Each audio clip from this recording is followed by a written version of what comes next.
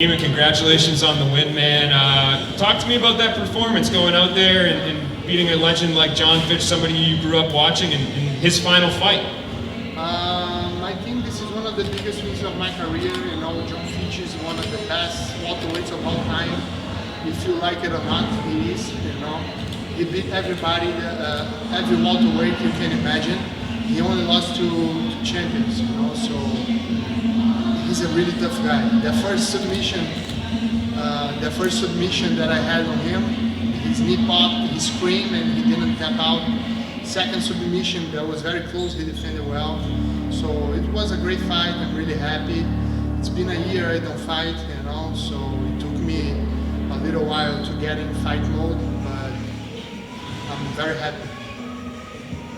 Talk to me about the respect that you have for John and being able to share that moment with him. You gave him the microphone first. Can you talk about that a little bit? How can you not respect a guy like John Fitch? You know how many fights he has? 40, almost 50. So the guy is one of the best ever. And I'm a huge fan, and I asked him to come to New York, train with us, and teach me a couple things because I have a lot to learn from him.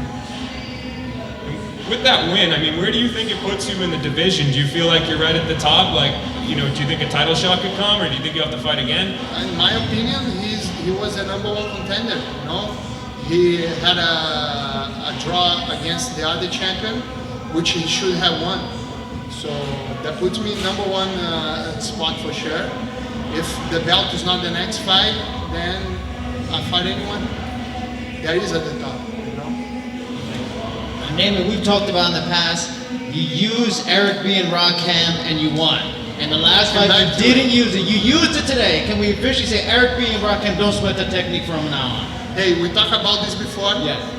And I thought about it and I said, man, that's my jam, you know. So, and every time I get with that, I come in like jumping and right in the mood to do it. So Eric B. and Rakim don't sweat the technique. It's what's up. It's good to hear. Now, I talked to John before this fight. He talked about that Gracie's and MMA have that weakness and that they can't transition and stuff like that. And we talked about that you wanted to do more like what Damian Maia did and work even more in the wrestling and trying to become that hybrid. Do you think you showed not only Bellator, just the entire industry, where Gracie MMA is in terms of blending not just jiu-jitsu, but all around grappling?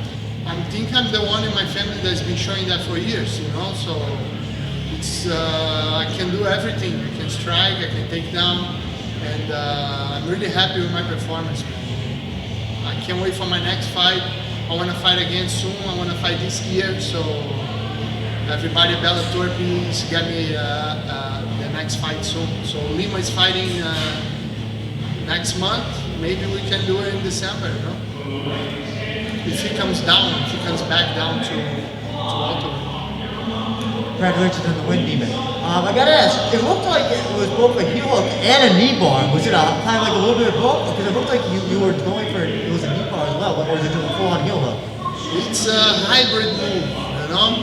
Like I said, Professor John Danaher was one of my head coaches together with my master Neiman Gracie and Jamie Crowder. But this time, Professor John Danaher took care of my camp. So if you want to learn that move, buy his DVD.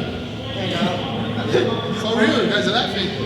I'm serious. Training with Danaher was just, since there's always been this talk that that the traditional Brazilian Jiu-Jitsu people don't use leg locks. We've heard Vinny Magala said that he doesn't believe that leg locks and foot locks work. So what was it like going into this, I guess this new type of jiu-jitsu and learning these types of submission moves? It's not new for me. I've been training with Professor John for over 10 years now, you know? So it's not a new thing for me. Master Neiman Gracie has been showing me these moves for years too. So our school in New York is known for having the best leg lock game in the world, you know? So I just take advantage of that, but I do everything. It's not only leg locks, I can do it all. Thank you guys. We have time for one more question. Yeah. Richard? Congratulations on the victory. Right before the submission, it looks like you guys were talking back and forth. What was John Fitch saying to you right before the submission? I was trying to finish him, and he tried to get me with a punch from there. And as soon as he threw the punch, he took my face off and his glove passed right here. Then I said, whoa, that was close. And he said, I'm gonna get the next one. It looks crazy, you're gonna get the next one. Then I said, you don't get a shit. And boom, then I hit him. Then I went to the leg and finished it. You know, it was very fun. And he's a veteran. For him being there, it's like a walk in the park. So as soon as he stepped in the cage, he was already laughing, talking to me. I was like, well, this guy is comfortable in here, you know. All right, thanks, Neiman. Congrats.